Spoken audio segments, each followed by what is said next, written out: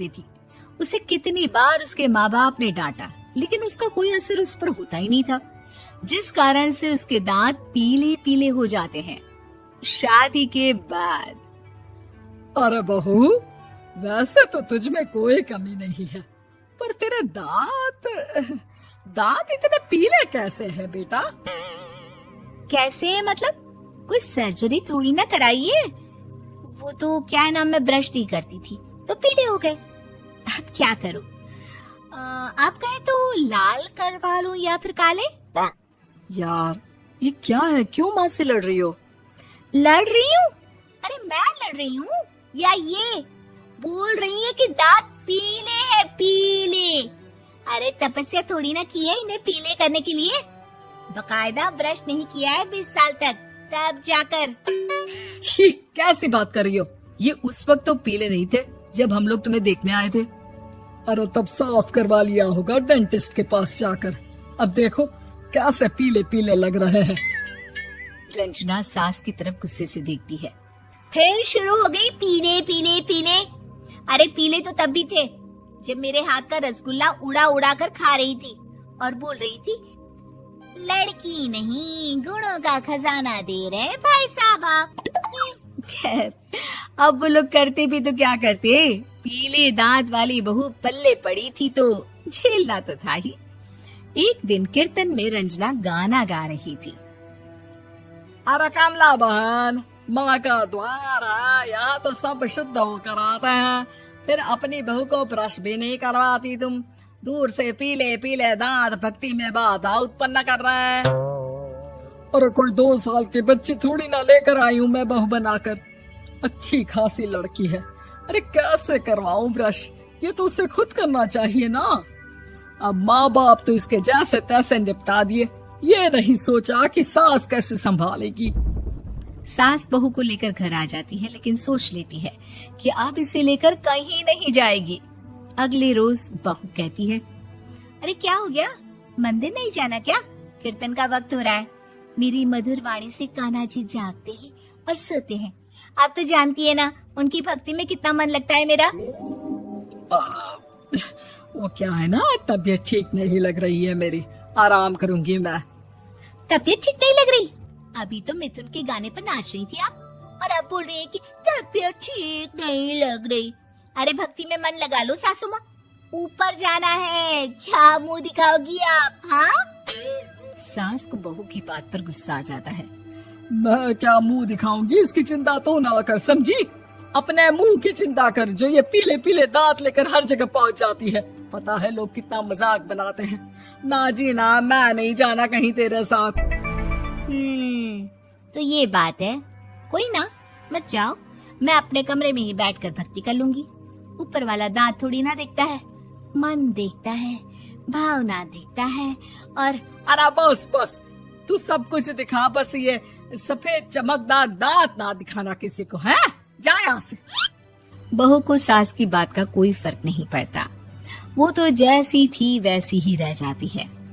सुबह नहाकर किचन में खाना बनाना, फिर खाना खाना, कीर्तन भजन करना और सो जाना। एक दिन, माँ जी मैं सहेली के घर जा रही हूँ, शाम को लेट आऊंगी। हाँ हाँ तो जाना, मैंने कौन सा तेरी आरती करनी है घर पर बैठकर।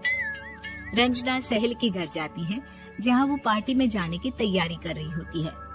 अरे शिखा, कहाँ जाने की तैयारी कर रही है? मैं गलत वक्त पर आ गई क्या? अरे नहीं यार, उल्टा सही वक्त पर आई है। मैंने ये साड़ी और ज्वेलरी निकाली है यार, शाम को इनके ऑफिस की एक पार्टी में जाना है। बताना कैसा लग रहा है ये सब? नहीं यार, इस ड्रेस के साथ तो वो वाली ज्वेलरी अच्छी लगेगी। हाँ हाँ सही बोल रही है, मैंने ध्यान ही नहीं दिया। वैसे तो हमेशा से मस्त फैशन सेंस रखती है। तो बड़ा जाती होगी ना पति के साथ पार्टी में। रंजना कुछ नहीं बोलती, बस सोचती है कि यार काश ये बात सही हो जाती, पर मैं क्यों नहीं जाती पार्टी में? क्या इन लोगों की कोई पार्टी होती नहीं होगी? रंजना घर आती है और रात में पति से सवाल करती है, एक बात बताइए, आप मुझे किसी पार्टी में क्यों नहीं ले जाते? क्या आपके यहाँ ऑफिस में पार्टी नहीं होती? पति बेचारा क्या कहता कि दांत पीले हैं तुम्हारे इसलिए। अरे कोई पार्टी होती नहीं हम लोगों के ऑफिस में, तो कहाँ से लेकर जाऊं? और मार्केट, मॉल, कहीं वीकेंड घूमना, कहीं तो। अरे यार, सारे हफ्ते में एक छुट्टी मिलती है, तो सोचता हूँ कि आराम ही कर लूं। क्यों? रंजना मन मार के रह जाती है। पहले कभी सास के साथ मंदिर जाया करती थी, लेकिन वो भी सास ने ले जाना बंद कर दिया। घर बैठी बैठी रंजना बोर हो जाती है। तभी उसे आइडिया आता है और वो मायके जाने का सोचती है। सासू माँ, 2 दिनों के लिए मम्मी के घर जा रही हूँ। अच्छा ठीक है, आराम से जा। और हाँ, माँ से कुछ अच्छी आदत सीख कर आना कि कैसे शरीर के हर भाग की तरह दांतों की सफाई भी जरूरी होती है, समझी?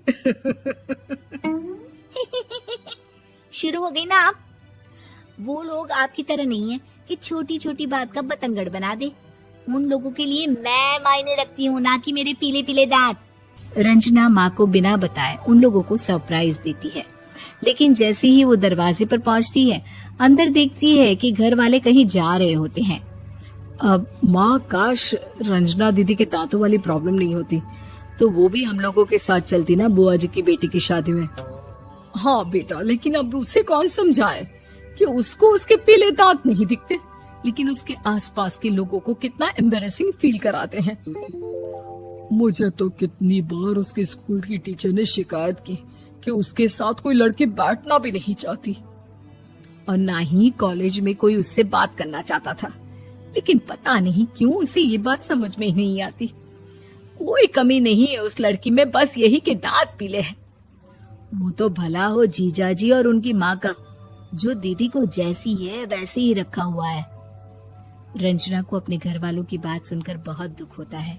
वो सोचती है कि वो क्या करे, लेकिन फिर वो सीधा डेंटिस्ट के पास जाती है, अपने दांत चमकाती है और कसम खाती है कि वो रोज ब्रश करेगी। अरे क्या हो गया? तुम तो 2 दिनों के लिए गई थी ना, पर कोई ना, अच्छा है, चलो आ गई तो। रंजना सास के सामने आकर खड़ी हो जाती है और पूरी स्माइल करती है, उसके चमकदार दांतों को दिखाती हुई। चले मंदिर। माँ, मुझे माफ कर दीजिए, मैंने आप लोगों को बहुत एम्बैरेसिंग फील करवाया। मैं आज से रोज ब्रश करूंगी।